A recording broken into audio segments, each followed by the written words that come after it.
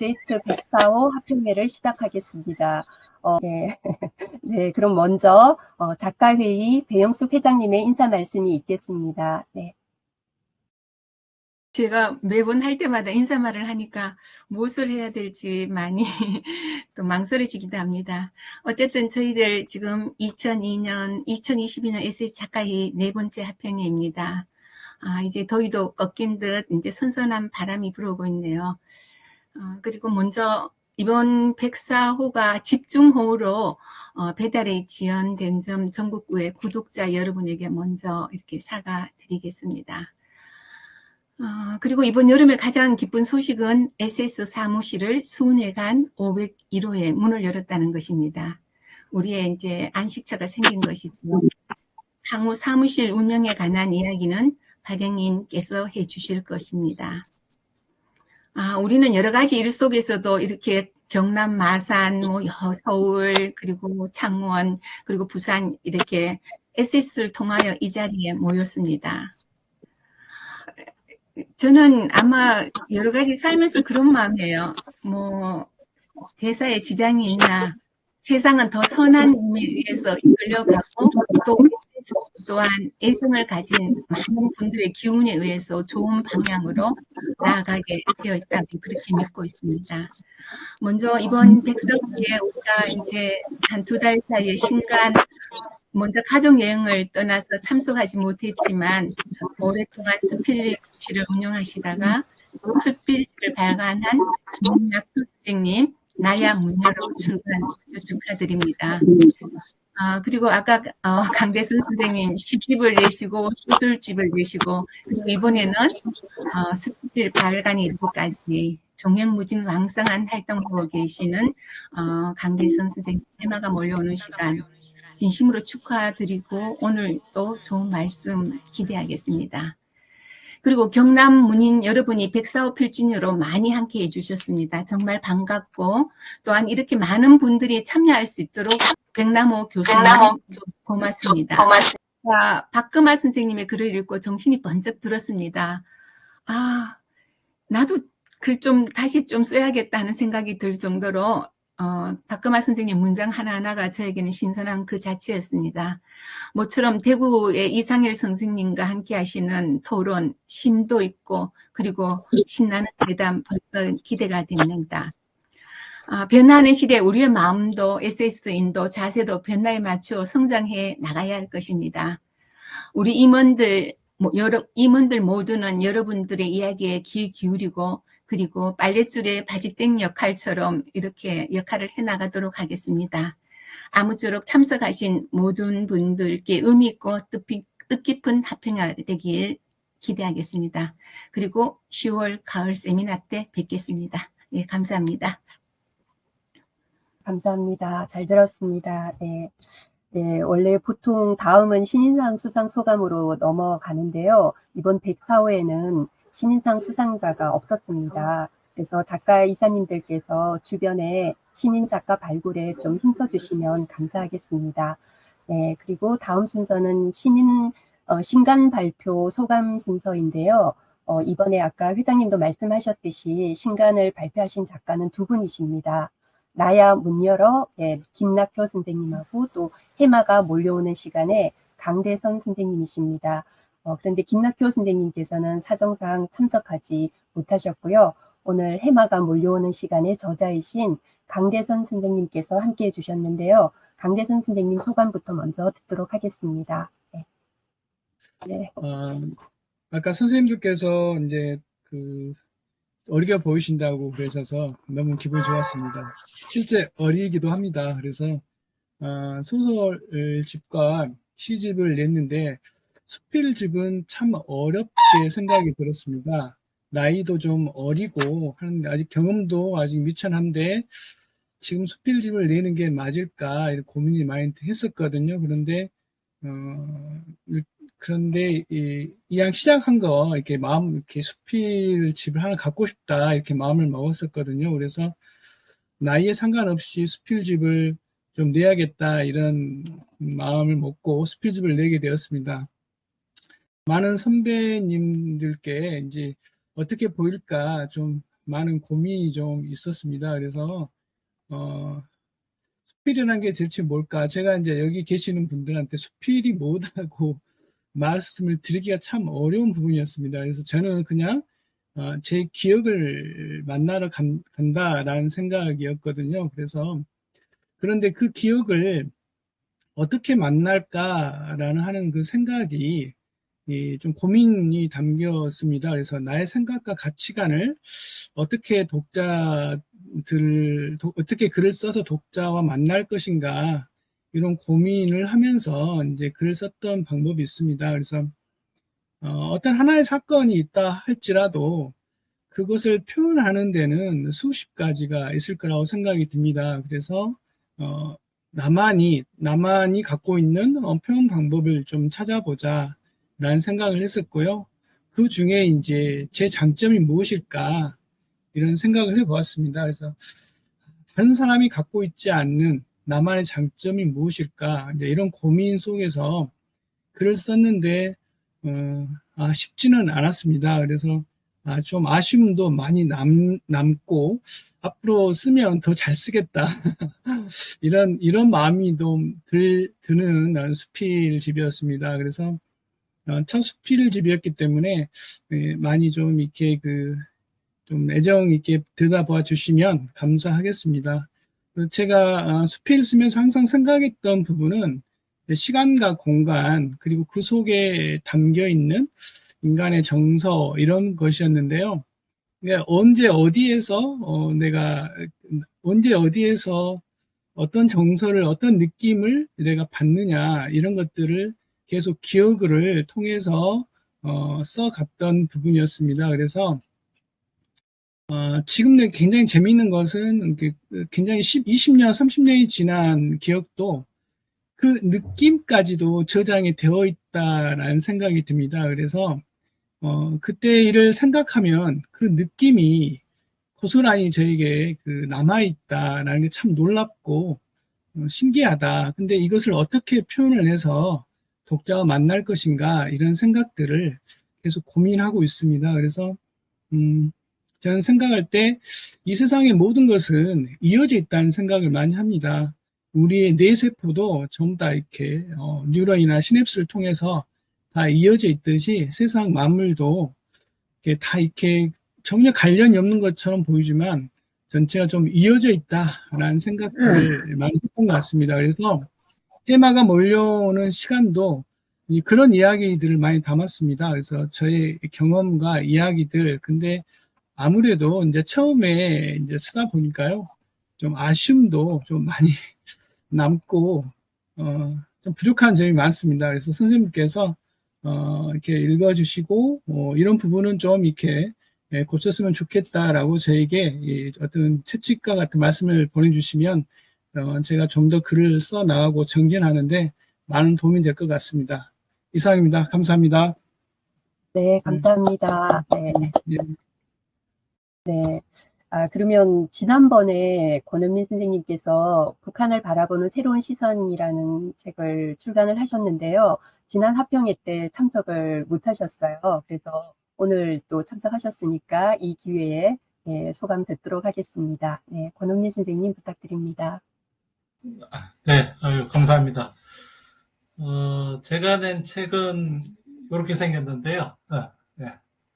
이거는 수필집은 아닙니다. 그냥 학술서라서 여러분들이 북한에 관심이 없는 분들도 있고 있으신 분도 있고 한데, 제 나름대로 학술적인 거를 조금 일반인들도 읽을 수 있게 좀 그렇게 쓴 겁니다. 이게 북한 문제, 통일 문제 이런 것들이 너무 좀 거대 담론이고 핵, 인권 이렇게 나오니까 개개인들이 일반인들이 그걸 내가 어떻게 하랴 이렇게 하고 이제 관심이 없어져 버리죠. 그래서 지금 우리 사회에서 통일 문제, 북한 문제가 사실 별 관심이 없습니다. 뉴스에는 매일 나오지만 누구도 남의 나라 일 보듯 그렇게 하는 일인데, 그래서 이제 저는 관점을 좀 바꿔서 그렇게 볼 것이 아니라 우리 개개인이 내가 만일에 북한에 간다면, 북한 사람을 만난다면, 현재의 상황이 좀 더 교류 협력이 활발해진다면 무슨 일이 일어날까라는 그런 생각을 계속 하게 됐고, 그럴 때 이제 저는 이제 변호사이기 때문에 그러면 법률적으로 무슨 일이 일어날까라는 생각을 계속 하게 됩니다. 근데 그걸 하면서 느끼는 게 저는 참 상상력이 너무 없다라는 생각을 많이 해요. 우리 이렇게 문학을 하려면 상상력이 좀 있어야 될 것 같은데, 저는 글을 써보니까 너무 상상력이 없어요. 근데 없는 상상력이지만 그래도 관심이 있기 때문에 그 관심으로 이제 커버를 하면서 북한에 가서 이런 일이 생기면 이런 일이 생길 수 있을 거야. 그러면 그때 우리가 이런 일인 반응을 할 수도 있을 거야. 그리고 북한 사람도 이런 생각을 할 거야. 라는 그런 생각을 계속 하게 됐고, 이제 그런 계기는 에세이스트에서 통일단상이라는 연재 기회를 주셔서 굉장히 귀한 지면을 활용해서 계속 이제 생각을 하다 보니까 이런 생각 저런 생각을 하는데, 요즘은 이제 미래, 이번호 같은 경우는 이제 저의 미래 이야기입니다. 제가 할아버지가 되었을 때 손자하고 하는 이야기인데, 이런 일도 있을 수 있을 거야 라는 생각을 해보면서, 우리가 과거의 일도 되돌아보고 해야 되는 가치가 있고, 현재의 일도 소중하고 하지만 미래의 일도 한번 각자 개인의 영역으로 끌고 와서 생각을 해보고, 그걸 문학으로 한번 해보는 것도 어떤가 하는 그런 생각을 하게 되었습니다. 네, 감사합니다. 네, 감사합니다.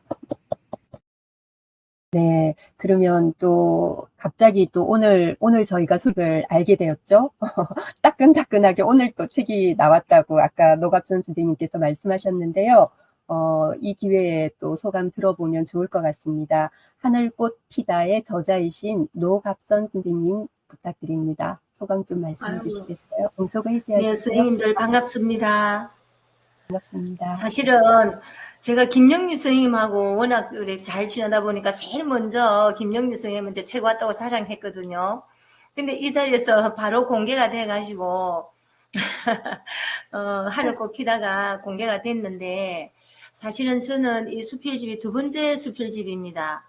첫 번째 수필집은 꽃등이고 두 번째 수필집은 하늘꽃 피다인데, 하늘꽃 피다에는 내용이 제가 한 20여 년간 예지원에서 활동을 하다 보니까 다도라든지 전통 문화에 관한 걸 제가 항상 공부를 하고 또 가르치고 배우고, 그래서 제가 좀 자신 있게 쓸 수 있는 부분은 전통 문화 쪽이고 다도 쪽이라 싶어서 테마 있는 수필을 쓴다고 이번에는 한 20편 정도는 테마 수필을 썼습니다.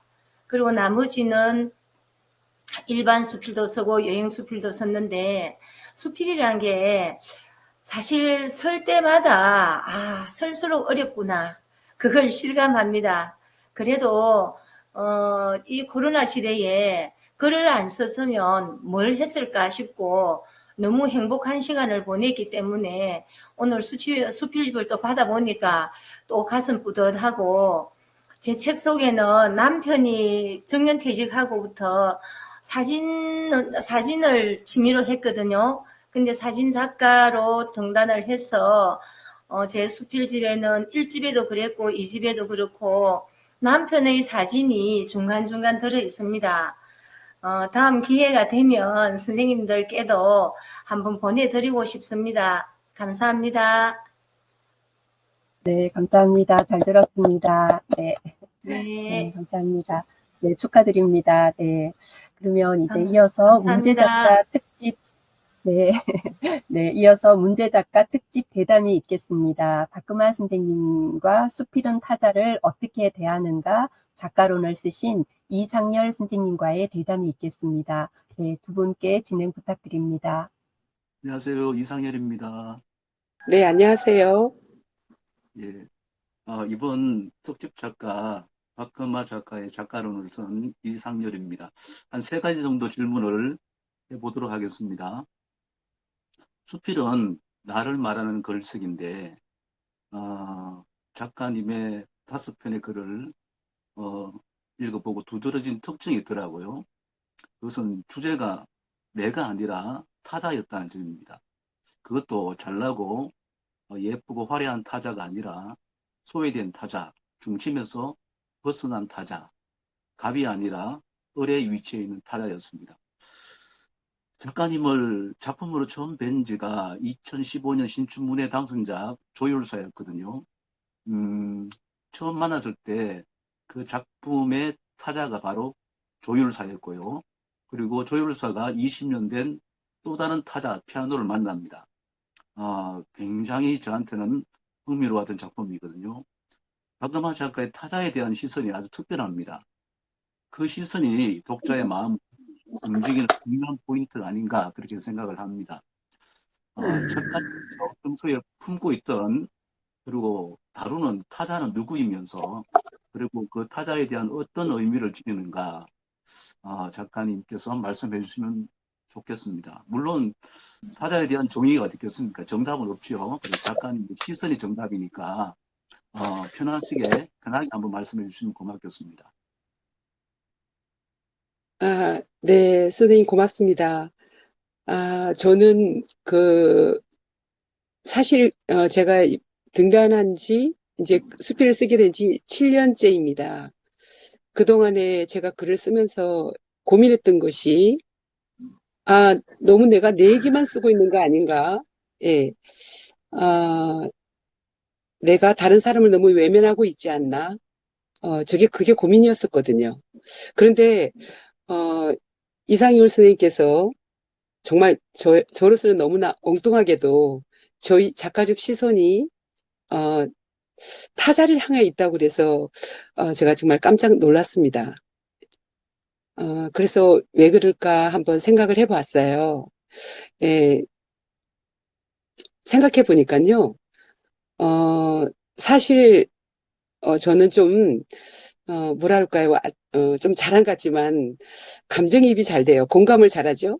예, 그래서 길을 걸을 때 어디 똑같은 구간을 걷더라도요. 저는 좀 많이 느린 편입니다. 예, 주변 사람들을 많이 불편하게 하지요. 예, 너무 많은 것들에 시선을 이렇게 빼앗겨 버리고 말아요. 뭐 꽃들 바라보다가 또 사진도 찍어야 하고 길거리에서 앉아 있는 분들 또 한참 동안 바라보기도 하고요. 말도 한번 붙여보고 싶고 그러다 또 쑥스러워서 그냥 가고 다시 돌아와서 다시 사진을 찍고 이러느라고 몇 번을 다시 왔던 길을 갔다가 다시 되돌아왔다가 이렇게 하게 됩니다. 나한테 왜 그런 마음이 있을까 생각을 해봤어요. 알고 보니까요. 제가 우리 이상열 선생님께서 말씀하신 대로 중심에서 비껴난 타자들 그리고 갑이 아닌 을의 자리에 있는 사람들 중심부가 아닌 그 주변의 사람들에 대해서 저 태생이 그렇더라고요. 저희 아버지가 이 작품 속에 소개되고 있지만 적자로 태어나셨거든요. 그래서 저한테도 아마 그 서자의 피가 흐르고 있지 않나. 그런데 저는 불행인지 다행인지 아버지는 적자로서 굉장히 힘든 그 적자의 삶을 오롯이 살아내셨습니다. 조금 말씀드리면 이미 책에서 제가 조금은 소개를 드렸지만 저희 할아버지는 굉장한 부자셨고 아들이 없어서 씨바지로 이렇게 저희 아버지를 낳게 되었습니다. 그래서 아버지 혼자 살았는데요. 6형제들 중에서 저희 아버지만 공부를 못하셨어요. 저는 지금 생각할 때는 저희 아버지가 서자였기 때문에 대우를 받지 못했다라고 밖에 생각할 수가 없습니다. 그래서 제가 제일 처음에 할아버지께 드렸던 아마 저가 최초의 질문이 아니었나 생각이 되는데요. 제가 부자이신 저희 할아버지에게 질문했던 적이 있습니다. 할아버지는 하루 종일 집에서 이렇게 편하게 지내시는데 뱃사람인 우리 그 아재들, 뱃사람 선원들은요, 바다에서 이렇게 힘들게 일하는데 왜 할아버지는 부자예요? 이 질문을 제가 초등학교 2학년 때 했습니다. 제가 했던 장면도 기억이 나고요. 그 마당에서 할아버지한테 그걸 질문을 했는데 할아버지가 그때 어떤 답변을 저한테 하셨는지는 기억이 나지 않습니다. 아마 제게 그 최초의 질문이 제 속에서 계속 자라지 않았나. 이상하게도 저는 아버지와 달리 굉장히 특별한 대접을 받고 자랐습니다. 할아버지가 갖고 있는 많은 것을 누렸고요. 많은 혜택을 입고, 제 친구들보다 저는 그 당시에 이제 서울에서 대학을 나왔습니다만, 그게 제가 공부를 잘했던 탓이 아니었고, 그 순수하게 할아버지의 말하자면, 금수저라고 할까요? 예, 그런 태생 덕분이라고 생각합니다.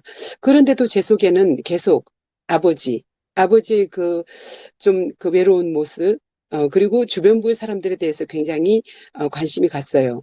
근데 알고 보니까요, 제가 그분들의 힘으로 다 살고 있더라고요.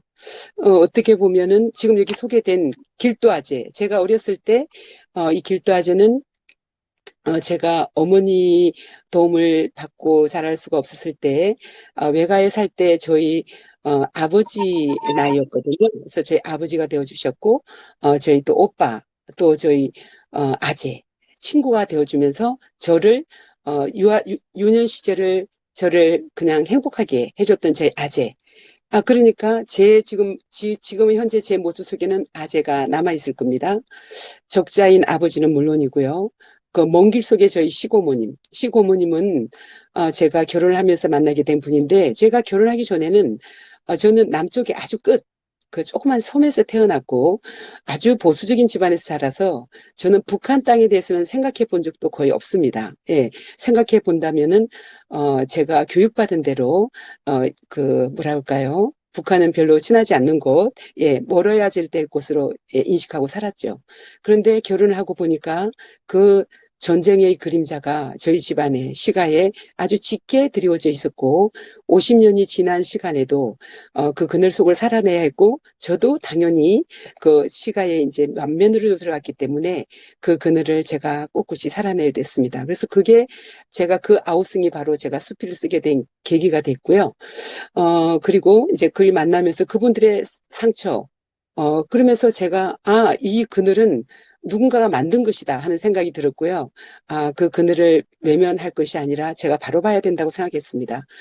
어느 고에서는 그 택시 운전사를 보면서요, 생각을 했죠. 지금 이 시대의 시인이 다 죽었구나. 택시를 타고 있는 이 택시 운전사가 시인이구나. 개의 죽음을, 야간 운전을 하면서 개의 죽음을 보고, 아파하고, 다시금 저로 하여금, 수필가로서의 자세를 생각해 주게 한 사람이었기 때문에요.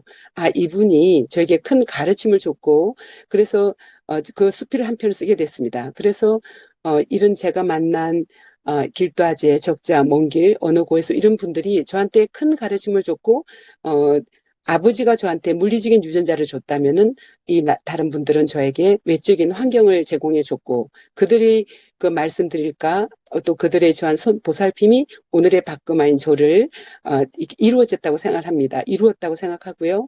본사 안의 붉은 울타리 역시 마찬가지입니다. 그래서 어, 제가 이렇게 주변부 사람들에 대해서 관심을 갖게 된 것은 아마 슬픔이 주는 힘이 아닐까요? 네, 저는 희한하게도 부자들에 대해서 별로 감동하지 않았고, 이 슬픔을 안고 있는 사람들이 저를 어떻게 보면 저희 삶을 대신 살아내주고 있는 사람. 저도 그 주변부에 분명히 설 수 있었는데, 저는 정말 운이 좋아서, 어떻게 보면 운이 나빴다고도 할 수 있겠죠? 예, 예, 그래서 제가 그 주변부의 삶에 대해서도 관심을 갖게 됐고, 저는 그분들의 이야기에 조금이라도 다가가고 싶었고, 그분들의 이야기를 제가 조금 더 해드리고 싶었고, 어, 그, 그게 아마 저희 문학이 시작되지 않았나. 그런데 이상열 선생님께 참 감사드립니다. 저는 계속 여태까지 저 얘기만 쓰고 있는 줄 알았는데, 저한테 조금이라도 타자를 향한 시선이 있다면은, 그걸 말씀해 주셨으니 조금 위로가 됩니다. 예, 제 답변이 많이 부족했을 겁니다. 네, 선생님 감사합니다. 네, 두 번째 질문으로 바로 갈게요. 네, 선생님 중에 라오스 기행수필 폰사완의 네, 붉은 울타리라는 작품이 있어요. 네, 제 역사를 담았고 그들은 지금도 상처된 상태로 살아가고 있더라고요. 그런 네, 역사를 이 수필인들이 볼 때에 마음에 두 가지 반응이 일어난다고 생각합니다. 첫 번째 반응은 무감각하거나 둘째 반응은 불편하거나. 무감각한 이유는 아마도 극단적인 개별주의 때문에 그럴 것 같아요. 나와 상관없는 일이니까. 두 번째는 불편하다 그러는 거죠. 왜 불편하느냐 하면 적어도 우리의 양심이 있기 때문에 연민이 있고, 그 다음에 죄책감이 들거든요. 근데 그것이 바로 우리의 내면의 평화를 깨뜨려요. 그렇다면 작가는 어떤 느낌으로 이 글을 썼는지, 때로는 우리가 이런 타인의 엄청난 어, 역사의 아픔 같은 것을 우리가 볼 때 꼭 나라뿐만 아니라 어떤 타인의 한 삶을 바라볼 때에 그에게 불편한 감정이 생기기도 하고, 그렇다면 우리 수필인들은 그들에게 어떤 마음의 태도를 가지고 살아야 되는가?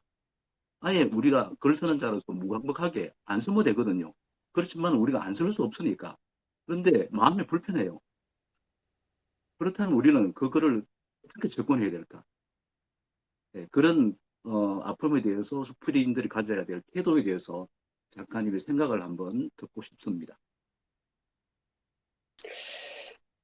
예, 좀 어렵습니다.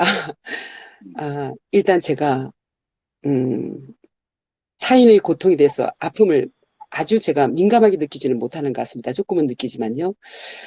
어, 이 폰사원의 우선 제가 이상열 선생님께 여쭤보고 싶은 게요.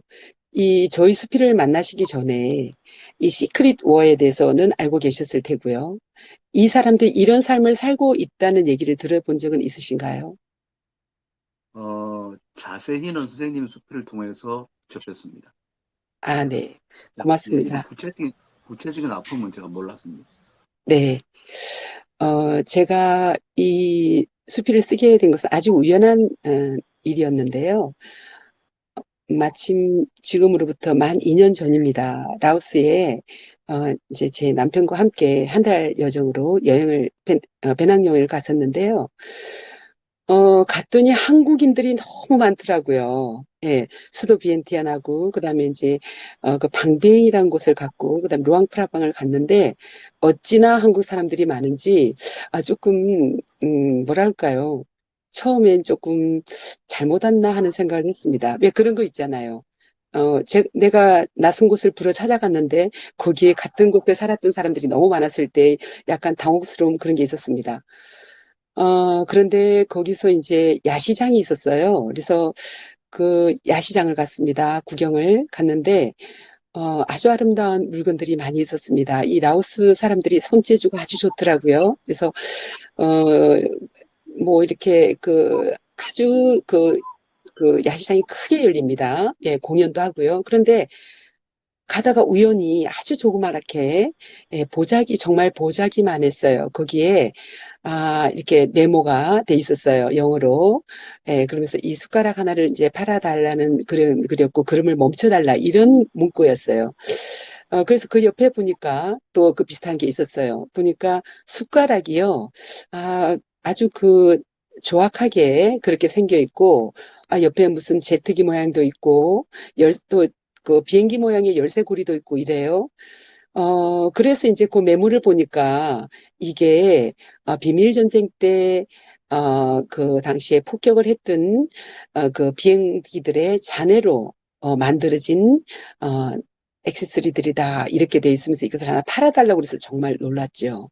저는 사실 가기 전에 이 비밀전쟁에 대해서도 몰랐습니다. 예, 정말 몰랐어요. 그래서 검색을 해봤죠. 거기 바로 서가지고 그랬더니 이런저런 얘기가 있었고, 정말 놀랐죠. 그래서 다음날 여정을 바로 취소하고, 어, 이제 여기 폰사완이라는 곳으로 가게 됐습니다. 내렸을 때 또 놀랐습니다. 전쟁이 난 지 지금 50 내지 60년이 지났는데, 흙들이요. 정말 아주 그 부스러기들처럼 있었어요. 그래서 저는 어떤 생각을 했냐면, 그리고 풀 한 포기가 자라지 않는 듯한 그런 땅이었습니다. 제가 그때 생각했던 것이, 아, 참 부끄러웠어요.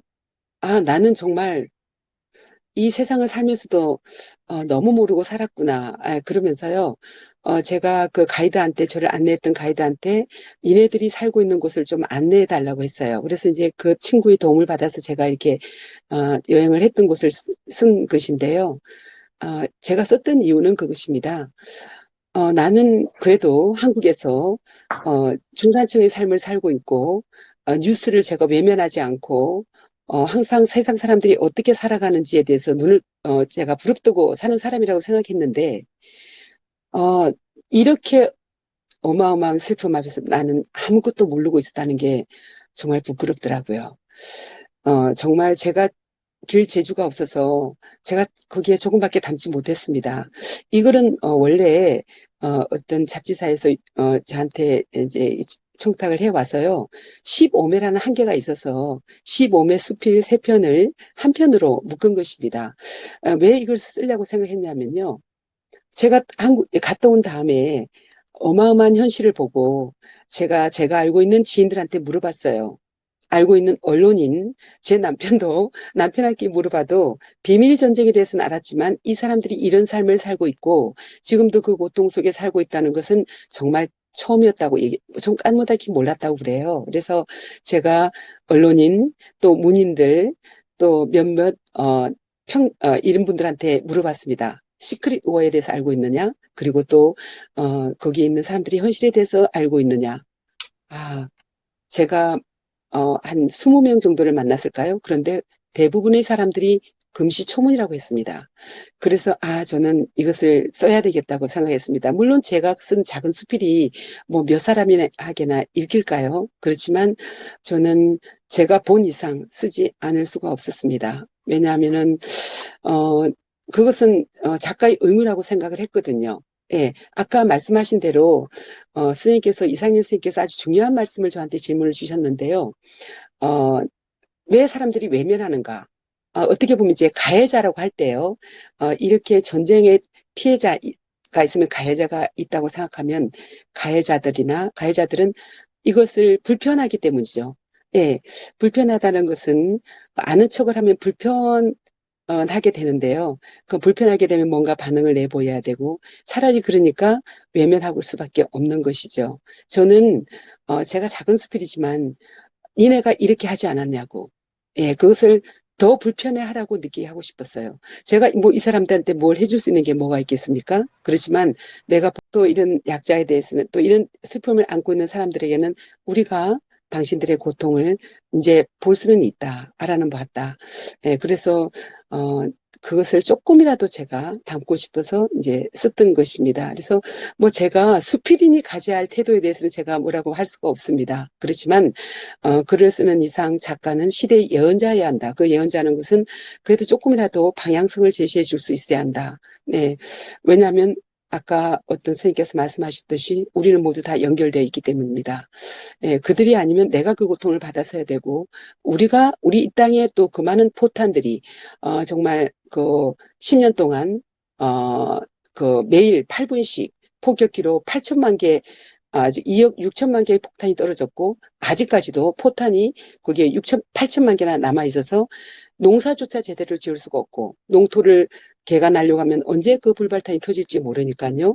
아이들은 또 폭탄인 줄 모르고 갖고 놉니다. 그래서 팔다리가 잘려나가고 그런 현실을 우리가 어떻게 봐야 할까요? 예, 그래서 저는 그냥 수필 개인으로서 저는 보았던 걸 썼다는 얘기밖에 말씀드릴 수가 없겠습니다. 네, 여기까지 말씀드리겠습니다. 네, 작가님 감사합니다. 작가님 네, 말씀 중에 어, 네, 작가의 의무, 그 다음에 네, 불편감을 갖지라. 그렇다면 네, 쓰라. 예, 네, 마음으로 다가옵니다. 예, 마지막 질문입니다. 제 개인적으로 5작품 중에서 가장 매력적인 작품이 있다면 박금화의 적자라고 생각합니다. 그 이유는 강렬한 두 문장 때문이거든요. 첫 번째 문장은, 첫 문장은 이렇게 시작하죠. 아버지는 서자였다. 그리고 마지막 문장은 아버지는 바다의 적자가 되었다. 뭐, 이 정도 되면 고고한 문학 아닙니까? 저는 이 글을 보면서 마치 우리 수필의 위치, 수필의 정체성을 한번 생각해 볼 수 있는 기회가 되었습니다. 이것은 수필을 말하는 것이 아닌가. 우리 수필가들은 수필을 쓰면서도 수필에 대한 자기의식, 자의식을 잘 안 갖고 쓰는 것 같아요. 다시 말하면, 수필의 문항에 대한 서자의식을 가지고 살지 않나 그렇게 생각해 봅니다. 예를 든다면, 시 같다. 잘 쓰는 수필 한 편을, 야, 시처럼 잘 썼다. 뭐 소설 같다, 뭐 이런 말을 합니다. 그러면서 타 장르에 대해서 동경하기도 하고 말이죠. 그렇게 될 때 자신의 수필이 표류한다고 생각합니다. 그래서 작가님이 생각하는 수필다움은 무엇인가? 작가님이 생각하는 수필다움, 그리고 수필의 정체성은 무엇인가? 한번 말씀해 주시면 고맙겠습니다. 아, 선생님, 제가 글을 쓴 지가요, 지금 7년밖에 안 됐습니다. 너무 큰 걸 말씀하시는 것 같아요. 사실 잘 모르겠어요. 정체성이 뭔지. 왜냐하면 제가 그런 질문을 많이 받거든요. 뭐, 제 글을 보고 시 같다, 소설 같다. 심지어 왜 소설을 안 쓰시냐고. 음, 저도 이제 정말 오집지 않게도요, 제가, 몇 분들하고 수필 공부를 같이 하고 있고, 제가 리더로서 이제 살고 있습니다. 어, 뭐라 그럴까요? 수필은요, 제가 수필 그러면, 가장 생각나는 글이요, 저는 우동한 그릇이 생각나요. 여러분 다 알고 계시죠? 예. 구리로에 의해 우동 한 그릇. 네, 일본 열도를, 일본이 아주 힘들었을 시기에 그 일본 열도를 눈물로, 다 이렇게 만들었던 그런 글 한 편이 있지 않습니까? 아주 어렸을 때 한 여인이 아들 둘을 데리고 들어가서 우동집에 갔을 때, 우동집 주인이 1인분 반 그 주문한 그 가족에게 1.5인분을 줬고, 또 그 다음에, 이 때는 지금, 연말 그 새해가 시작될 무렵입니다. 예, 그래, 모두들 다들 행복하게 가족 그 음식을 나눌 시간에 이 가난한 식구들이 들어왔을 때, 이 우동집 주인은 1.5인분의 우동을 내주죠. 그리고 그 다음 해에 또 갔을 때 또 1.5인분의 우동을 줍니다. 세 번째 갔을 때는 집 주인이 그것을 알고 3인분인가를 다 주려고 했죠. 그런데 주지 않습니다. 배려하는 마음에서요. 3인분을 다 주면 이제 저 가난한 가족이 다음에는 오지 않을까봐 아마 가격이 좀 올랐나 그랬던 것 같아요. 그래서 2인분을 줬던 것으로 기억합니다. 그 글이 발표됐을 때 일본 열도가 다 어떤 뭐랄까요? 여러 가지 눈물을 흘렸다 그러죠. 예. 문학의 힘이 발휘했던 순간입니다. 그런데 그 우동집을 찾아갔다고 합니다. 삿포로에 있는 우동집이었죠. 가보니까 없어요. 그것은 사실이 아니었고, 그러니까 수필이 아니었죠. 예, 수필 우동 한 그릇을 발표됐는데 소설이었던 거죠. 그때 일본 국민들의 아니면 그때 눈물 흘렸던 사람들의 반응은 어땠을까요? 저는 이 우동 한 그릇이 자주 생각나요. 그래서 수필이야말로 정말 매력적인 장르다. 우리가 감동적인 얘기를 할 때, 우리가 어떤 사람을 만났을 때, 어떤 사람의 이야기를, 서사를 들었을 때, 감동을 하는 것은 상대의 반응이 정말이야? 이랬을 때, 정말이야. 이랬을 때 그 사람은 정말 감동을 하고 어떤 쉼표가 있죠. 그죠? 예, 그런데 아니야? 그 드라마에서 나왔잖아. 그러면 어때요? 에이, 싱겁다. 이런 표현이 있잖아요. 그래서 드라마가 자꾸 더, 뭐랄까요? 더 잔인해지고, 어, 더 자꾸만 더 폭력적이 되고, 자꾸 강도를 높이는 거 아닙니까? 우리의 그 오감을 잔뜩 긴장하게 만들려고 여러 가지 긴장을 수를 쓰잖아요. 근데 우리 수필은 사실이라고만 말하면 글은 더 치장을 해야 하고 양념을 더 부어야 하고 할 이유가 없는 거죠. 잘만 담아내기만 하면요. 그래서 저는 수필이 어떤 잡지에서 언젠가 수필은 뭐뭐이다 하고 그 동그라미 안에 글자를 넣으래요. 저는 그때 수필은 연민이다 그랬습니다. 연민. 연민은 그냥 불쌍히 하는 것만 아니죠. 나중에 어, 가련하고 측은하게 여겨서 결국은 그 대상을 사랑하게 하는 경지, 그까지가 연민의 경지가 아닌가 하는 생각인데요. 물론 저는 그렇게 하지 못하고 있습니다. 그렇지만 적어도 수필은 연민에서 시작이 되고, 그러면 저는 수필의 도달점은 어디인가? 저는 수필은 결국은 삶을 퇴거하는 일이다. 그렇게 생각합니다. 내가 살아왔던 시간들을 퇴거하는 일이다. 그러면 결론이 그렇다면 과정은 뭘까요? 수필은 걸어가는 것, 세상을 걸어가는 것, 그 삶 속에서 채취해야 된다. 저는 그렇게 생각합니다. 그래서 결국은 수필이 아주 잘 쓴 수필을 보고 시 같다, 소설 같다 하는 말은 잘 썼다고 하는 말이 아닌 거죠. 왜냐하면 시와 소설과 수필과 무슨 다른 드라마 이런 거는 것의 태생이 다르지 않습니까? 제가 좀 어줍지 않게 생각하는 거는 수필은 그 무엇보다도 현실에서 출발한다는 거 아니겠어요?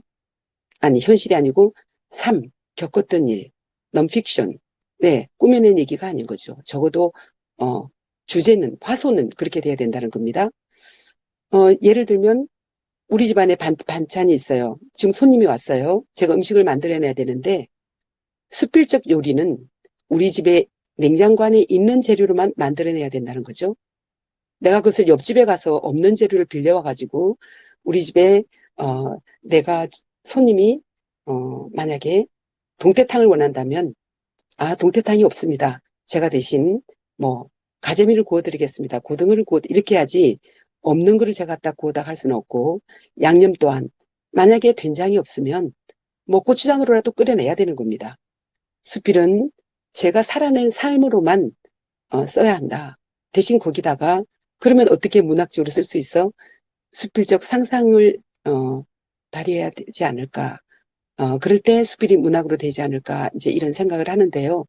그래서 저는 수필이 잘 쓴 수필을 일러 시 같다, 소설 같다는 말은 그는 수필을 칭찬하는 것이 아니라고 생각해요. 왜냐하면 수필은 그걸 넘어야 하는 거거든요. 시는 일단 넌픽션에서 출발하지 않을 수 있잖아요. 픽션에서 출발해도 거짓말이라고 얘기하지 않잖아요. 수필과 박금화의 아버지는 박씨여야 되는 거죠. 조씨나 김씨가 될 수 없는 거죠. 그렇지만 소설가나 시인의 아버지는 성도 다를 수가 있고 다 다를 수가 있죠. 직업도 다를 수가 있고요. 그래서 수필은 시를 뛰어넘어야 한다. 왜냐하면 있는 재료를 가지고 거기다 시적 상상이 아닌 수필적 상상을 넣어야 되기 때문에 당연히 시를 넘는 것이고, 그리고 소설처럼 마음대로 쓰고 싶은 만큼 마음대로 길이를 늘려서 쓸 수가 없잖아요. 현재 이 실정으로는요. 물론 뭐 우리 김정환 선생님께서는 제가 200몇짜리 수필을 멋진 수필을 쓰면 실어주시겠지만 지금 대충 수필의 그 범위가 그렇지 않지 않습니까? 청탁할 때 보통 12매, 15매 이렇게 들어온단 말이죠. 그래서 소설은 더군다나 있었던 얘기를 가지고 수필적 상상을 해야 되는데 없었던 상상에서 상상을 하는 게 쉽습니까? 있는 현실을 무시하지 않고 거기서 상상을 발휘하는 게 쉽습니까? 예, 또 드라마보다도 훨씬 더 재미있게 써야 되는 거죠. 그래서 수필 쓰기가 시나 소설이나 드라마보다 저는 훨씬 어렵고 잘 쓴 수필은 시 같고 소설 같은 것이 아니라 시와 소설을 훨씬 더 뛰어넘는 그 장르를 넘는 것이 수밖에 없다고 생각을 합니다. 그래서 저는 이 수필이 참 쓰기가 어려운 게 보통 이제 모든 문학 작품이 다 작가를 닮았다고 하는데 그런데 수필만큼 작가를 닮아 있는 글이 있을까? 네. 왜냐하면 그것은 허구가 아닌 체험을 생명으로 하는 문학이기 때문에 그렇다. 그래서 제가 생각하는 수필다움이란 것은 뭘까? 내가 살아낸 속에서 여태까지 살아낸 나의 삶을 태고해서 들려주는 것. 그리고 그렇다면 들려줄 때 그 끝은 어찌해야 될까? 그것은 보통 보면 이런 얘기를 합니다. 뭐 수필은 다 해피엔드여야 돼요? 그건 아닙니다. 내가 보통 이런 얘기들 하지 않습니까? 보통 글을 쓰라고 그러면 그 무슨 좋은 얘기라고 쓰냐고. 그렇지 않지만 저는 그렇지 않다고 생각합니다. 슬픔이 주는 얘기가 훨씬 더 크고요. 그리고 또 나의 슬픔을 슬픔으로 남겨두지 않고 수필을 쓰게 되면 그 수필 속에서 새로운 방향 전환이 일어나게 되거든요. 왜냐하면 계속 그 사건과 수필을 쓰면서 계속 제가 드자비를 하잖아요. 나한테 왜 그 일이 일어났지? 그 인간은 나한테 왜 그랬어? 나는 왜 그랬어? 왜? 하다 보면 정말 그 인간을 그 사람으로 보게 되고 또 그 사람에 대해서도 연민을 느끼게 되고 그래서 결국 그 사건과 내가 화해하게 되고 그래서 나의 그 삶의 순간순간이 조금은 나의 그 굉장히 거칠고 황폐했고 그런 시간들을 제가 이렇게 평평하게 할 수 있지 않을까. 마지막으로 말씀드리면요. 수필은 우리가 아이들 기저귀를 치울 때요. 똥 오줌 치울 때요. 똥 오줌을 딱 바라보아야지 기저귀를 잘 갈아줄 수 있지 않습니까? 더럽다고 외면하면 안 되지요. 예, 나의 그 똥 같았던 시간, 오줌 같았던 시간, 그 시간들을 제가 똑바로 바라보고 제대로 응시하고, 예, 그랬을 때 제 속에 그런 아팠고 슬펐고 냄새났던 구역질 났던 시간들이 차츰차츰 해소되고 나의 아픔이 조금 없어졌을 때 다른 사람들의 같이 살아가고 있는 사람들의 아픔, 슬픔도 들어올 수 있다는 것으로 생각합니다. 네, 여기까지 말씀드리겠습니다. 네, 작가님 수고하셨습니다. 여러분 경청해 주셔서 고맙습니다. 감사합니다. 네, 모쪼록 고맙습니다. 건강하십시오. 고맙습니다. 네, 고맙습니다. 네, 감사합니다. 네, 두 분 너무 수고하셨습니다. 예, 강의를 듣는 것처럼 굉장히 유익한 시간이었던 것 같습니다. 예, 말씀 나눠주셔서 감사합니다. 예, 다음은 백사후 필진들의 후감을 듣는 순서인데요. 좀 원활한 진행을 위해서 말씀은 2, 3분 내외로 준비해 주시면 감사하겠습니다. 그리고 순서는 편의상 목차순으로 하겠습니다. 예, 먼저 나는 갔어야 됐어 네스호를 쓰신 이춘희 선생님 소감 말씀 좀 부탁드립니다. 네, 안녕하세요. 이춘입니다. 그 작품은 제가 사실은 꽤 오랫동안 그냥 써야지 하면서도 못 썼던 글이에요. 그때 제가 제일 기억에 남는 것은 그날 우리가 회식이 있었고, 그 당시에는 그렇게 고통을 못 느꼈었는데, 뭐, 다 구조됐다고 하니까 우리는 이제 먹고 마시고 놀았는데 집에 와 보니까 그런 참사가 벌어졌고, 결국은 아마 대통령 탄핵까지 일으킬 정도로 굉장히 심각한 사회적 부작용과, 비극을 낳았습니다. 그래서 이제 그거를, 그때 이제 세월호 참사의 그 고통이 계속 마음에 남아 있었는데, 어느 날 유튜브를 보다가 김동엽 군의 랩을 들었어요. 근데 너무 마음이 아프더라고요. 그래서 그거를 메모를 하고 한 구절 한 구절 음미하면서 그걸 언젠가 글로 써서 기록에 남겨야겠다는 생각을 했었어요. 근데 그게 잘 안 되더라고요. 뭔가 소화되지 못한 게 계속 마음에 남아 있었고, 또 그런 어른으로서의 어떤 죄책감도 있었고, 그래서 이제 기억에서 다 잊혀져 갈무렵에 지금 8주기니까 그때 비로소 내가 원고를 정리하다가 이거 빨리 내가 정리를 해야 되겠다. 잊혀질 때 다시 한 방 해야지 하면서 글을 마무리를 했습니다. 그 세월호 아이들이 제 딸과 나이가 같기 때문에 그런 것도 있고, 그때 제가 광화문에서 근무를 했었거든요.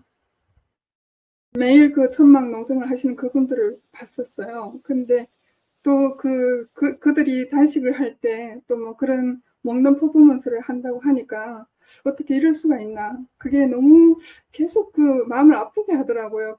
그런 사회 어떤 약간 그건 부조리죠. 그런 거를 제가 글로 되지도 않는 글로 한번 표현을 해보고 싶었습니다. 이상입니다. 네, 감사합니다. 네. 네, 다음은 불안의 이병용 선생님 말씀 좀 부탁드립니다. 이렇게 순서가 빨리 올 줄은 몰랐네.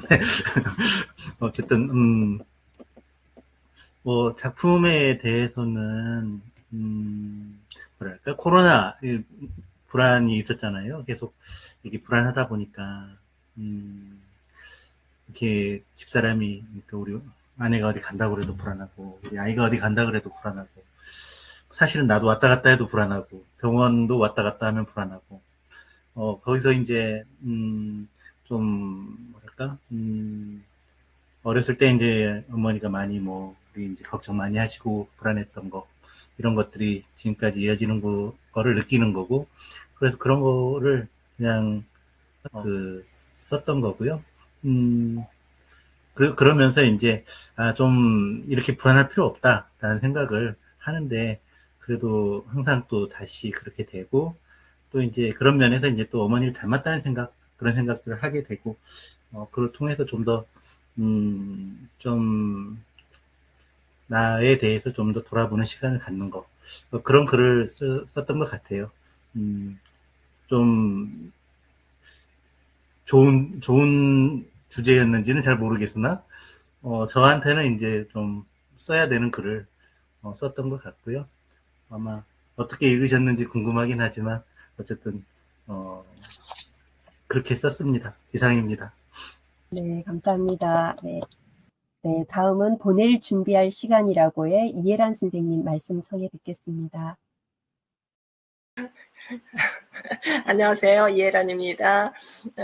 공교롭게 이렇게 동생하고 같이 나란히 앉아서 소리 잘 들리죠? 그 공교롭게 어머니가 이야기가 이제 담긴 이야기 얘기를 쓰게 됐어요. 그래서 지금 동생하고 저하고 둘이 나눠서 동생이 메인으로, 저는 이제 옆에서 이제 헬퍼였지만은 그 어머니를 보살피다 보니 어머니 얘기가 양쪽에서 이렇게 같이 나갔구나라는 생각이 들더라고요. 그래서 여기 저희 딸이 동생 글을 딱 읽더니 너무너무 우리 엄마가 할머니 얘기를 많이 했는데 어쩜 이렇게 똑같냐 이런 얘기를 하더라고요. 그래서 어머니니까 똑같은 또 한 부모 밑에서 자란 이제 남매니까 그렇구나 했었어요. 지금은 이제 너무너무 나약해지고 약해지고 정말 그 애처롭고 안쓰러운 이런 단계에 계셔요. 그래서 이제 같이 동생이 이제 저는 이렇게 같이 여행 가고 이런 걸 잘 못하는데 동생이 같이 여행 가자 이런 배려를 많이 해줘서 그래서 같이 여행을 갔는데 그때 이제 같이 나눈 그 상황이 써진 거예요. 그래서 동생이 한 얘기예요. 이제는 보낼 준비는 우리가 보낼 준비를 할 시간이다. 근데 정말 너무너무 가슴 아픈 이야기잖아요. 우리 엄마는 평상시에도 젊었을 때부터 이렇게 숙제를 끝내간다. 이제 죽음에 대한 그 두려움을 상대적으로 보통 사람보다는 좀 빨리 준비하고 이러셨던 분이에요. 꽤나 젊었을 때 안 아프셨을 때도 좀 어떻게 생각하면 염세적인가? 이제 막 이런 느낌이 들 정도로 이제 그러셨던 분인데, 그러는 반면에 우리는 너무너무 건강하시고 강하시고 카리스마 장렬이시고 이러니까 준비가 안 돼 있었던 거예요. 갑자기 일어나는 거예요. 그래서 그러면서 다시 한번 생각하게 됐어요. 내 미래고 우리 엄마의 미래고 우리 모두가 이제 생각해 봐야 될 문제가 아닐까. 정말 가슴 아프지만 진짜 이런 거를 마음 준비 차근차근 내 죽음을 준비하듯이, 그러니까 엄마의 죽음뿐만 아니고 내 죽음도, 그리고 내 이제 그 주변의 죽음도 이렇게 받아들이는 그런 마음이 필요하지 않을까, 이런 마음에서 글이 되었습니다. 감사합니다. 잘 들었습니다. 감사합니다. 네, 그럼 다음은 깔따구가 돌아왔다를 쓰신 김주선 선생님 말씀 청해 듣겠습니다. 네, 안녕하세요. 김주선입니다. 잘 들리시죠? 네. 자주 뵙는 것 같아요. 제가 2달 전에도 뵀는데, 나이가 드니까 자꾸 이렇게 어디가 많이 고장이 나고 많이 아프고 그래서 요새 글 쓰는 게 다 그런 얘기밖에 아닌 것 같아요. 그래서, 이 깔따구가 돌아왔다도 역시나 마찬가지로 제가 눈이 안 좋은데 눈에 자꾸 뭐 이렇게 벌레가 날아다니는 것처럼 보여가지고 이제 매달 또 작품을 내고 합평을 받아야 해갖고 이제 이 눈하고 연관을 지어서 우리가 지금 많이 볼 수 있는 깔따구, 뭐 날파리, 뭐 이런 종류의 글과 연관을 지어서 그렇게 이제 사실 글을 썼어요. 사실 저는 제 글 얘기하기보다는 오늘 사실 여기 참석할 그 상황이 안 됐었는데 우리 박금화 선생님께서 참석을 하신다. 저는 완전 팬이거든요. 우리 박금화 선생님 너무 좋아하는데 정말 직접 만나 뵙는 것처럼 너무 좋았어요. 그래서 오늘 정말 아주 멋진 아주 수필 강의를 듣는 것처럼 정말 너무 좋았는데 그것 때문에 오늘 더 열심히, 오늘 사실 회사에서 더 일찍 5시에 퇴근해갖고 와서 준비하고 그랬거든요. 너무 설렜어요. 일단 그거 감사드리려고 참석했습니다. 감사합니다. 네. 네, 감사합니다. 네. 그럼 다음은 배달을 아무나 하나 김성철 선생님 말씀 부탁드리겠습니다. 예, 반갑습니다. 저는 마산에 있는 김성출이라고 합니다. 오늘 진짜 이렇게 참석해가지고 박금화 선생님의 그 진짜 수필에 대한 강의 진짜 잘 들었습니다. 그 박금화 선생님께서 말씀하셨다시피 수필은 인생의 태고라고 하셨는데 저도 이거를 쓰게 된 이유가 그 코로나 시절에 저희들이 배달 음식을 많이 먹지 않습니까? 그 배달 음식을 먹으면서 제가 철부지 시절에 저희 부모님은 저 시장에서 장사를 하셨습니다. 그 저희들이 이제 그 저녁을 항상 갖다 드렸는데 그걸 제가 중학교 시절에 갖다 주기 싫어가지고 그 보따리를 흔들어 가지고 국물을 흘려주니까 결국은 이제 그 깨를 내 가지고 심부름을 안 하게 된 그런 일이 있었습니다. 그 이야기를 지금 이제 코로나 시절에 제가 배달 음식을 먹으면서 그 뜨신 국물 저는 먹었지만 제 부모님이 뜨신 국물을 못 먹었던 이야기가 생각이 나서 부모님에 대한 그 죄스러운 마음으로 글을 썼습니다. 네, 감사합니다. 네, 감사합니다. 네, 그러면 다음에 꽃신을 쓰신 노갑선 선생님 말씀 청해 듣겠습니다. 네, 반갑습니다. 저는 그 꽃신은 아주 오래된 꽃신 하나를 맨 처음에는 그림 갤러리에서 꽃신을 보러 갔어요. 근데 그 꽃신의 아름다움 때문에 한참 잘 이렇게 감상을 하다가 지난날의 또 검정고무신에 꽃을 그려준 선물을 하나 받았거든요. 그 꽃신을 선물 받고 그 기억 속에 50년 전에 중3 때 그 책 속에 있는 것처럼 정말 내 인생에 있어서 가장 어려운 시기가 중학교 3학년 때 그 동생 잃고 고등학교 시절을 굉장히 힘들었거든요. 그래서 검정고무신에 대한 생각은 너무나 힘든 시간이었기 때문에 검정고무신은 쳐다도 보지도 않았어요. 그런데 이 문우가 꽃신에다 그림을 그리고 그래가지고 선물을 받고 나서 굉장히 그 꽃신에 대한 생각이 바뀌고 그래서 사람이 살아가다 보면 이 꽃신 하나에도 그 사람이 마음이 담겨 있으면 그 가슴 밑바닥에 있는 그 아픔까지도 다 사라지게 하는구나. 그래서 그 감동을 받아서 꽃신을 쓰게 되었습니다. 네, 감사합니다. 네, 감사합니다. 네. 다음은 분위기 없는 여자 작품의 배종화 선생님 말씀이 있겠습니다. 안녕하십니까. 네, 마산의 배종화입니다. 보시다시피 분위기가 좀 없습니다. 그 반면에 남편은 좀 애주가에다가 우리가 뭐 좋은 말로 하면 로맨티스트라 그럴까 좀 그런 분인데 저는 좀 무뚝뚝하고 저는 또 전혀 술도 못하고 남편이 또 술을 한 잔씩 합니다. 그래서 집에 오면 자기가 이 시 이름이 뭐더노? 눈은 자꾸 내리고 차가 끓는다 하는 이 시가 통영에 있는 시조신 서우성 선생님의 시인데 이제 남편이 이분하고 아주 좀 친하셨습니다. 그래가지고 이분이 이 시가 좋다면서 집에서 술을 한 잔씩 하게 되면은 꼭 이 시를 자기가 읊고 이래 혼자서 이래 술을 한 잔씩 하시고 이러는데 제가 쓴 글 중에 그래도 그나마 좀 다른 글보다는 좀 덜 칙칙한 글이 아닐까. 제가 살아온 삶이 좀 힘들었기 때문에 제가 썼던 모든 글이 너무 신변잡기면서도 좀 칙칙했는데 그나마 제 생각에 이 글이 그래도 저나마 조금 노후에 알콩달콩 살아가는 모습이 투영되지 않았나 하는 이런 생각이 들어가지고 제가 이 글을 썼거든요. 이 글을 내고 이랬는데. 그래, 무엇보다도 저는 오늘 제 글보다는 제가 이런 특별한 경험을 하게 돼서 굉장히 기쁩니다. 그리고 저 글은 보시다시피 아직까지 제가 글 쓴 지도 얼마 안 되고 공부도 늦게 했기 때문에 깊이는 별로 없고 이렇습니다. 근데 이렇게 여러 선배님들 만나가지고, 좋은 문답도 하게 되고, 또 특히 저는 오늘 이상열 선생님하고 박금화 선생님이요, 작가론 뜨신 거 요거 또 박금화 선생님하고의 대담이 요거 상당히 저는 주의 깊게 보고 또 박금화 선생님 글을 보면서 아 그래 역시 수필도 이런 식으로 써야 되는 것이구나 하는 이런 생각을 참 굉장히 많이 했습니다. 아주 유익한 시간이었습니다.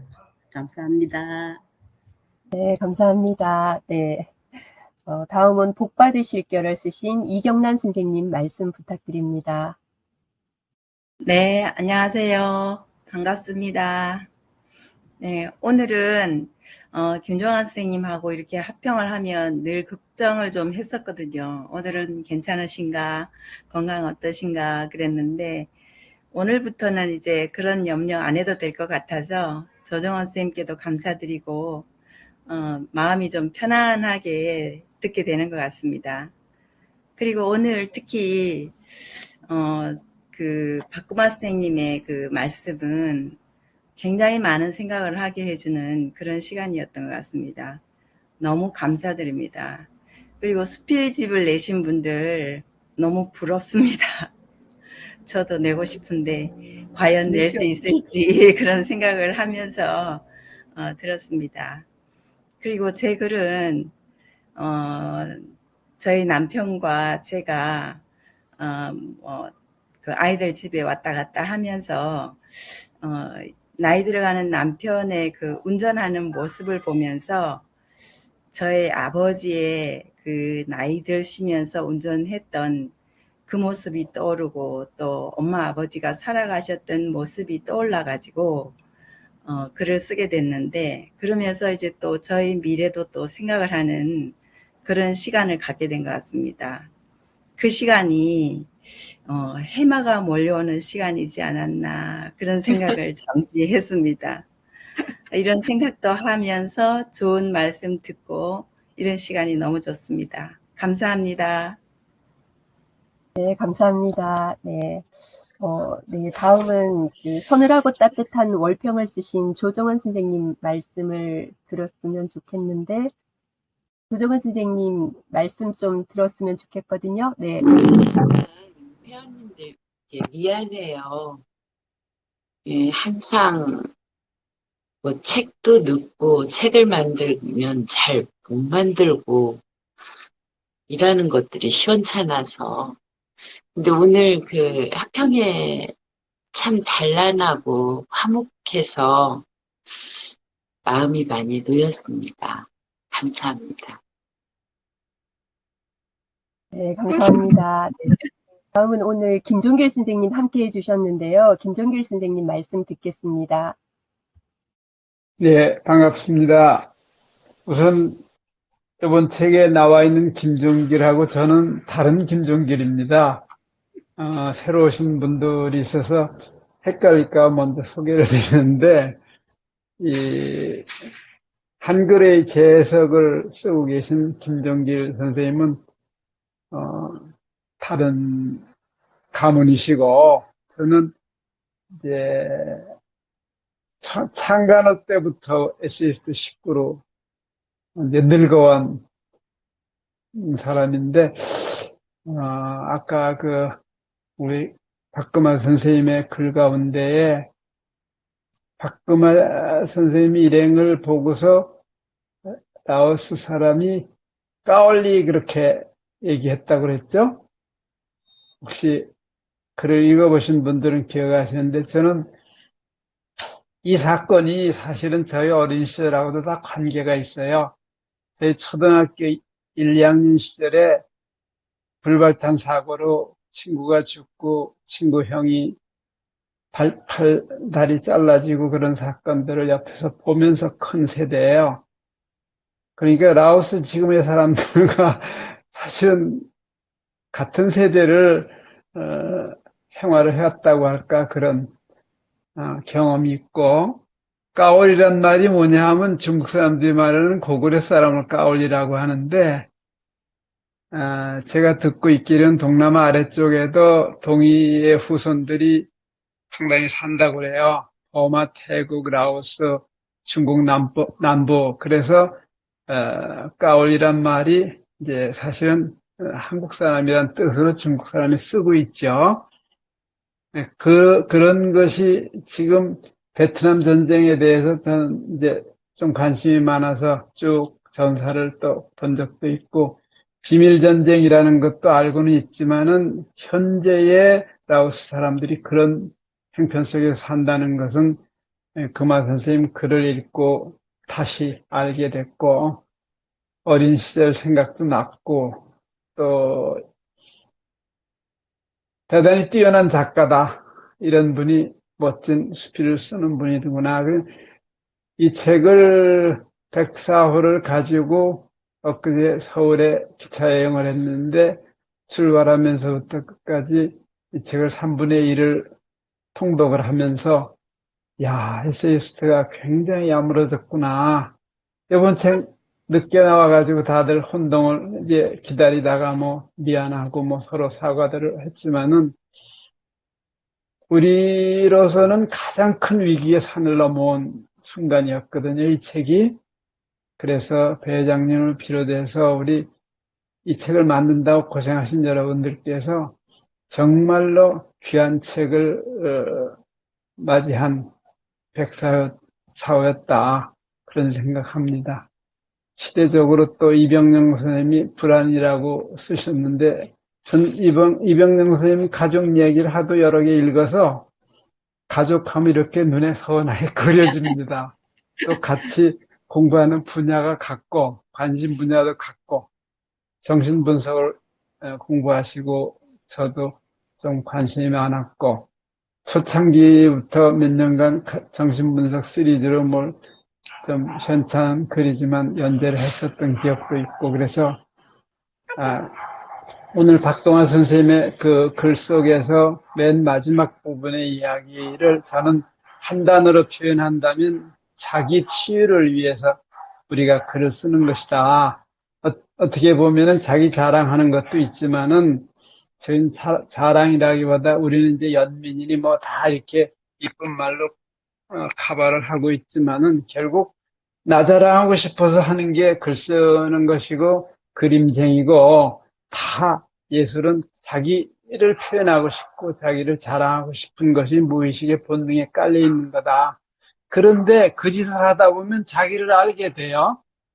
그게 저는 단어 하나로 자기 치유라는 것이죠.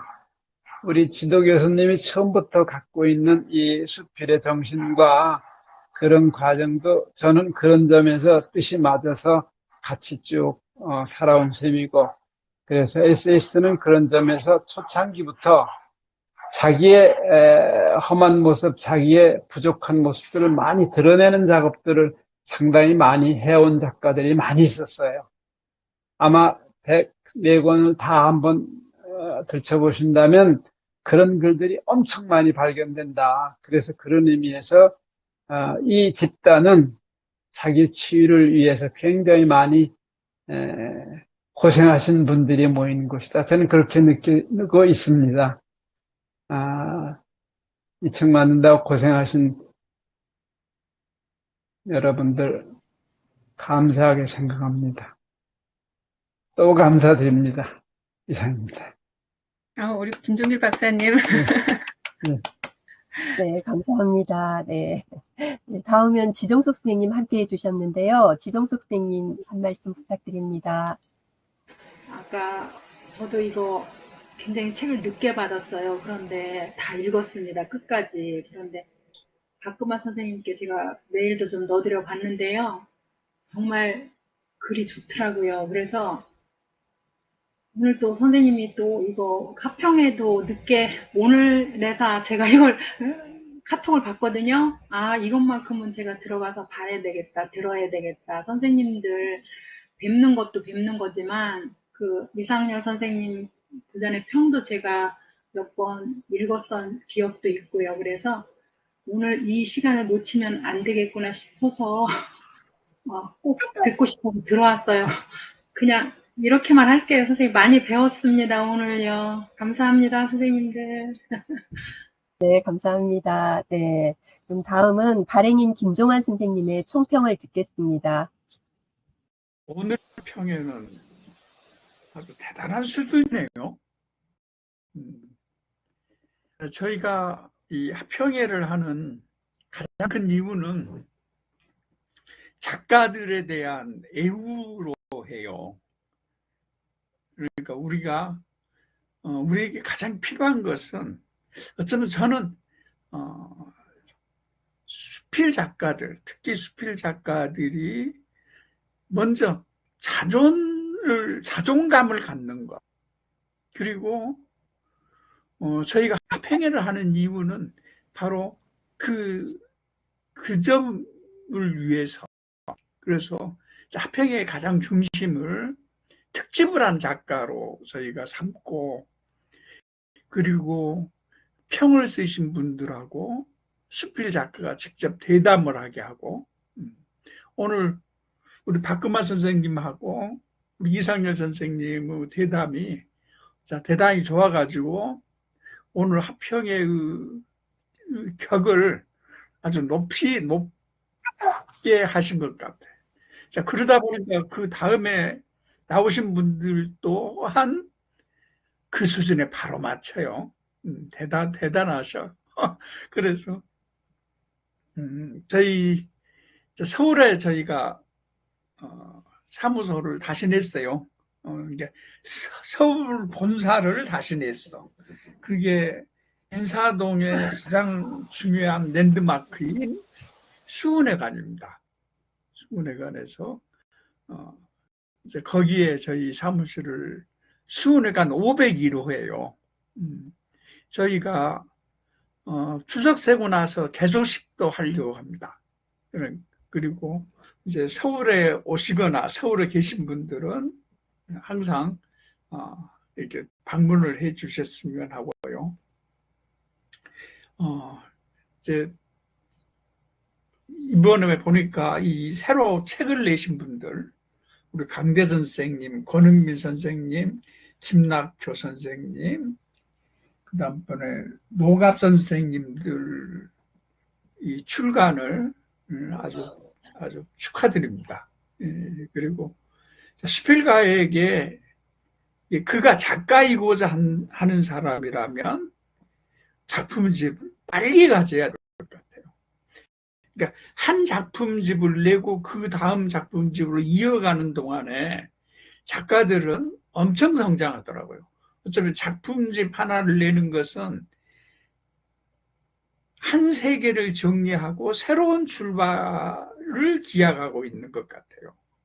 그래서 저는 이제 작가들이 작품집을 최소한 작품집을 서너 편은 작품집을 갖고 있어야 작가 아니겠습니까? 그러니까 그런 생각을 갖고 이게 모두 다 글을 써주시기를 바라고요. 특히 오늘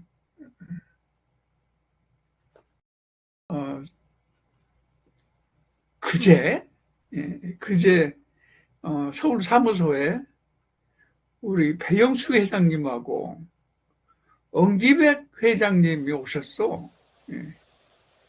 그런데 이제 이분들하고 뭐 이야기를 한참 다 끝나고 났는데 엉기백 선생님이 원고를 내시더라고요. 그리고 또 조금 있으니까 우리 배 회장님도 내셨는데, 근데 두 분은 이제 작품을 한번 읽어보십시오. 그래갖고 이제 읽었어. 읽고 또 우리 이제 먼저 엉기백 회장님이 읽었고 그 다음번에 우리 배 회장님이 읽었는데, 야, 두 분이 이렇게 글을 잘 쓴 줄이야. 아주 제가 잘하신 분들인데 지금 우리가 이제 이런 식으로 작품을 놔두고 이야기하고 못한 게 한 2년 가까이 돼요. 두 분하고 작품을. 근데 두 분의 작품들이 너무 감동적이어가지고 제가 충격을 받았어. 세상에 이분들이 진짜 문학을 하시네. 그래서 제가 이제 뭐를 알고 있었는 거니, 그러니까 에세이스트 작가들이 이야기할 줄 알아요. 그러니까 우리가 에세이스트가 창간되면서 수필은 산문이고, 산문이기 때문에 본거니 가장 중요한 것은 이야기이고, 그래서 에세이스트의 가장 중요한 것은 이야기의 힘이죠. 이야기의 힘이란 것은, 여기서 힘이라는 건 감동일 것인데, 그러면서, 그러니까 수필가들이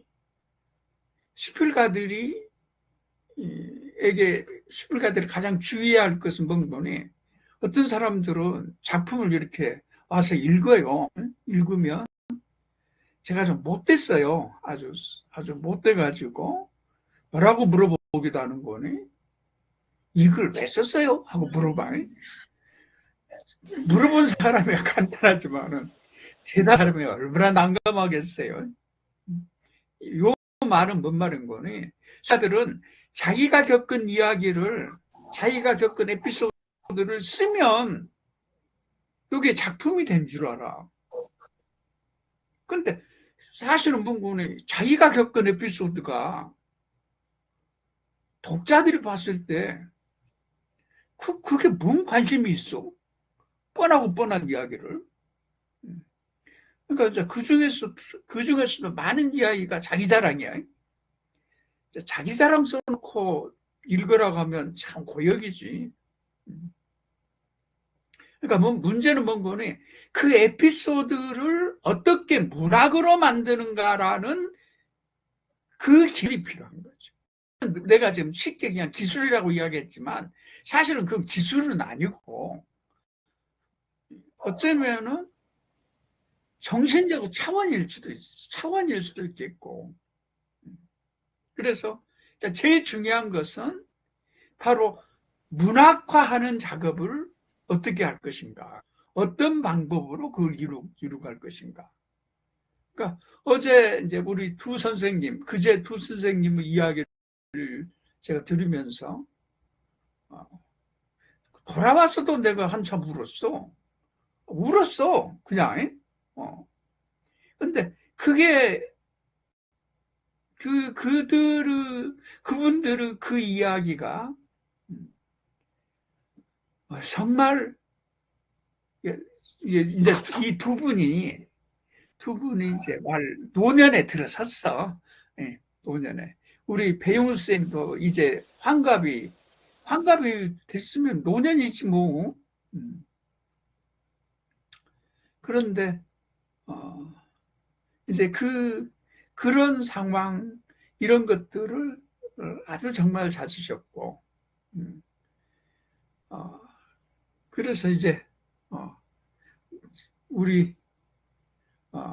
우리가 참 이번 이 코로나 사태로 사람들이 어떻게 보면 크게 성장한 것 같아. 그리고 오늘 우리 쌤들의 이야기를 제가 쭉 보면서, 야, 저 작가들이 크게 성장했구나라는 생각을 했습니다. 그리고 오늘 우리 박금만 선생님하고 이상열 선생님 너무 수고하셨고요. 특히 우리 박금만 선생은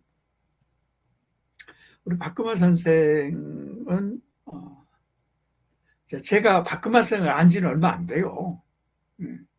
그래서 정말 어떤 책을 읽다가 눈에 확 들어왔어. 들어와서. 그래가지고 제가 이제 원고 청탁을 했고, 그리고 나서 아주 파격적으로 그냥 신간 특집을 제가 한 거죠.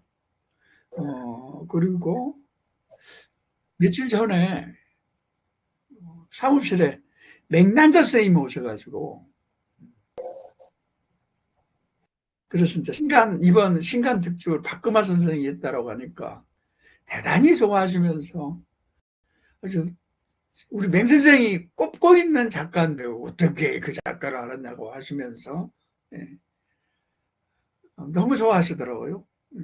그래서 우리 박금화 선생을 우리가 이렇게 이렇게 발굴했다는 말도 아니고, 그래서 우리 박금화 선생님을 우리가 찾아 이렇게 함께 했다는 것은 대단히 아주 우리가 큰 일을 했다라는 생각이 듭니다. 그래서 우리가 한국 수필의 발전을 위해서 함께 갔으면 합니다. 그리고 다음 호 신간 특집은 김혜자 선생님이에요. 그래서 이제 정말 이제 원로 작가인 김혜자 선생님을 특집으로 할 겁니다. 그래서 다음 호도 아마 여러분들이 기대해도 될 것 같고요. 자, 오늘 아주 쌤들 아주 수고하셨습니다. 예, 감사합니다. 네, 감사합니다. 네. 그럼 마지막으로 회장님의 말씀으로 마무리하겠습니다. 네. 네, 저희들이 10월 22일, 23일 가을 세미나 예정되어 있습니다. 그래서 저희들이 창원 이순신 리더십 센터에서 합니다. 그래서 우리 지금 백남경 경남 지회장님 급한 일을 보시고 지금 와 계시는데 백남경 지회장님께서 22일, 23일 이순신 리더십 국제센터에서 있는 세미나에 관한 이야기 하시겠습니다. 저희가 이제 10월 세미나를 위해서 장소가 이제 창원 이순신 리더십 센터로 정해졌기 때문에 그쪽에서 행사가 원활히 진행될 수 있도록 저희가 지금 이제 준비를 하고 있고요.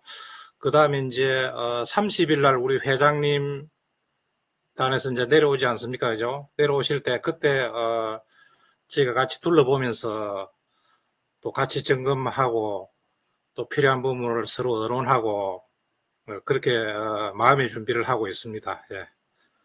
그런 말씀을 드립니다. 예. 네, 저희들이 30일 날 임원진 창원으로 내려가서 사전 답사하고 9월 1일자나 9월 2일자 정도에 저희들 정식 스케줄 정확하게 잡아서 공고하도록 하겠습니다. 각 지회장님 그리고 또 회원님들 많은 참석, 정말 2년 동안 코로나로 세미나 못하다가 하는 것이니까 많은 참석 부탁드리고요. 오늘 박금마 선생님, 이상열 선생님 정말 대담 좋았고요. 또 무엇보다 우리 정말 SS대 산 증인이지요. 김종길 박사님 부산에서 일찍부터 한 30분 전에 들어오셔서 오늘 아마 좋은 말씀 해주시려고 이렇게 기다리신 것 같아요. 그래서 우리는 정말 SS인입니다. 그리고 저는 얼마 전에 저보고 바지랑떼 역할을 하라 그래서 제가 그 바지랑떼를 회장 임기 마칠 동안 아마 빨랫줄에 이렇게 저도 바지랑떼가 정확하게 뭔지 다시 찾아봤어요. 큰 빨랫줄에 이렇게 고고 있는 큰 막대기인데 그 막대기가 무너지면은 빨래가 땅에 떨어져서 엉망진창이 된다고 잘 버티고 있으라고 그러더라고요.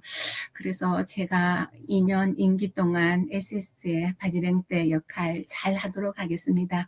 회원 여러분들 협조 많이 또 부탁. 오늘 시간 너무 많이 됐죠. 장시간 수고하셨습니다. 예, 감사합니다.